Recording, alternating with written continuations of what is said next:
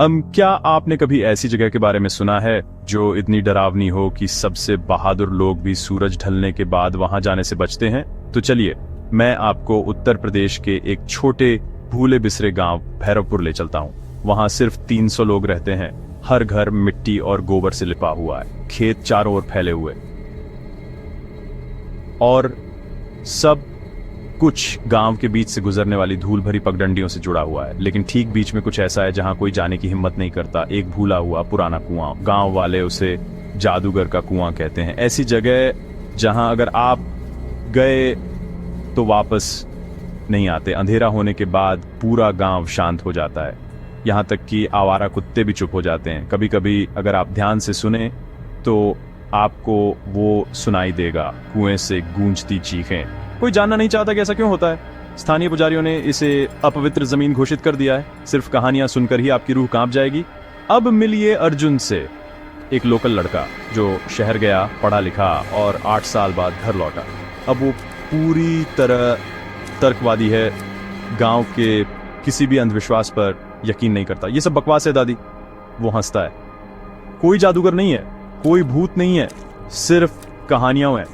लेकिन उसकी दादी बस सिर हिलाती हैं। हर चीज का जवाब नहीं मिल सकता बेटा, वो कुआं नॉर्मल नहीं है, वहां आत्माएं फंसी हुई हैं।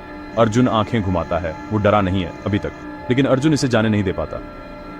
सभी को गलत साबित करने के लिए वो एक टॉर्च लेता है और आधी रात के बाद चुपके से निकल जाता है।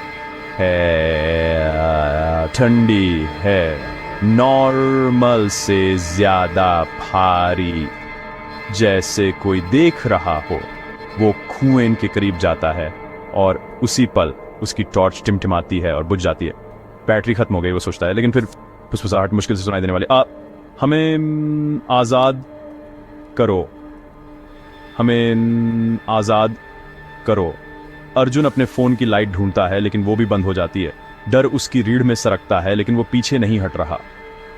फिर कुएं के अंदर से एक हाथ निकलता है, काला पड़ा हुआ, जला हुआ, उसके नाखूनों से खून टपक रहा है। अर्जुन चीखने की कोशिश करता है, लेकिन कुछ नहीं निकलता। अंधेरा उसे पूरा निगल लेता है। सुबह हुई। किसानों को अर्जुन कुएं के पास बेहोश मिलता है।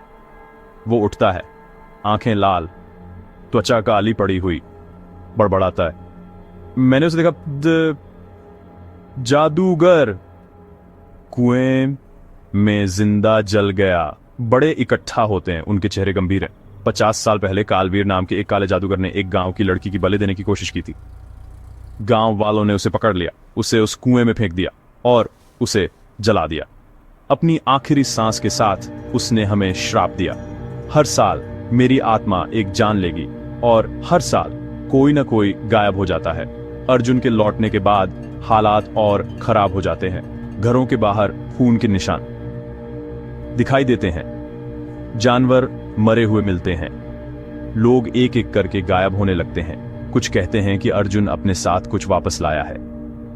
एक रात गांव वालों को अर्जुन कुएं के पास मिलता है, आंखें काली, शरीर अकड़ा हुआ। वो हंसता है, एक भयानक हंसी बाहर निकलती है। अब मेरी बारी नहीं है, अब गांव की बारी है। हताशा में वे बाबा शंकरदास को बुलाते हैं, जिन्हें वे सबसे पुराने जादूगर के रूप में जानते हैं। वो गांव वालों को कुएं के पास इकट्ठा करते हैं और एक अनुष्ठान शुरू करते हैं। लेकिन अर्जुन कालवीर के वश में बीच में टोकता है, तुमने मुझे जलाया, अब मैं तुम्हें जलाऊंगा। आग भड़क उठती है, अराजकता फैल जाती है, लोग चीखते हैं। बाबा शंकरदास एक अंतिम मंत्र का जाप करते हैं और खुद को कुएं में फेंक देते हैं, अपने प्राणों का बलिदान देकर श्राप को तोड़ने के लिए। सुबह तक आधा गांव राख हो चुका था। अर्जुन बच जाता है, उसकी याददाश्त पूरी तरह मिट चुकी है। अब कोई भी कुएं के बारे में बात नहीं करता। सरकार उसे हमेशा के लिए सील कर देती है। लेकिन कुछ रातों को अगर हवा सही दिशा में हो तो आपको अभी भी वो सुनाई देगा, हमें आजाद करो, प्लीज हमें आजाद करो। या अगर आप कभी भैरवपुर से गुजरे तो जादूगर के कुएं से दूर रहें। कुछ कहानियां दबी हुई ही बेहतर होती हैं।